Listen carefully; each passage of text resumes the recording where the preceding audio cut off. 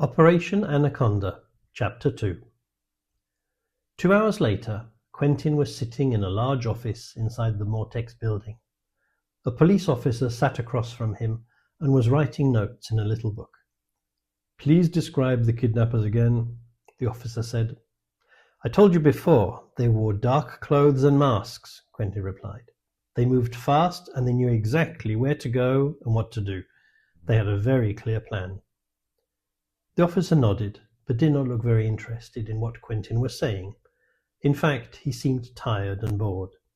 The branch manager, Mr. Bacco, stood near the window and wiped his face with his sleeve. He looked pale and stressed.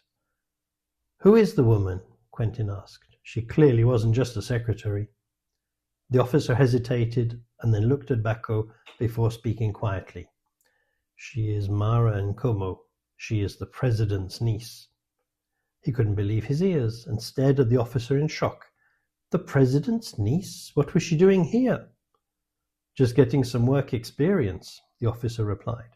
"But now this is a national crisis." Quentin felt a cold wave move through his body. He had just arrived for an audit, and now he was part of a political disaster. He was about to ask another question when Bacco's office phone rang, which made them all jump.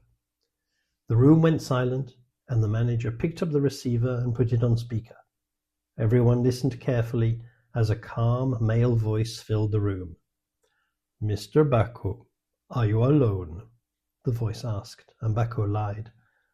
"We have Mara Nkomo. If you want her back alive, you will give us the plans for the Ganala gold mine, the one where you are installing a pumping system."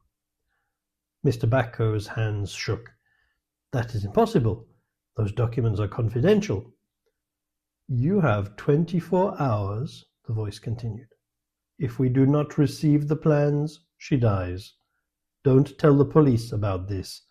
We will know if you do.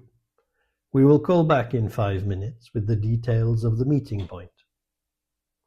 The caller hung up, and the room stayed silent for several seconds. The police officer and Bacco looked at each other. "You cannot give them those documents," the officer said. "That project is strategic. The gold is vital for the country, and you cannot allow anyone to know the layout of the mine. If they have the plans, they can organize an attack and steal some of the gold. You can't hand over the documents." Mr. Bacco wiped sweat from his forehead. "Of course I cannot give them the plans. Mortex will never allow it. But you heard what they said about the girl. I'm sure they are not joking. You need to contact the president and ask him what to do." "I called him just after they took her," the policeman said. "But he's on a business trip in the US. He said he's going to come back, but it will take him at least a day." Quentin leaned forward. "What if you gave them fake documents?" he said. Everyone turned to look at him. "Fake documents?" Mr. Bacco repeated. "Yes," Quentin said. "We prepare plans that look real, but contain wrong technical details. They will think they have what they want, and we can get the girl, Mara, back safe and sound." The police officer frowned.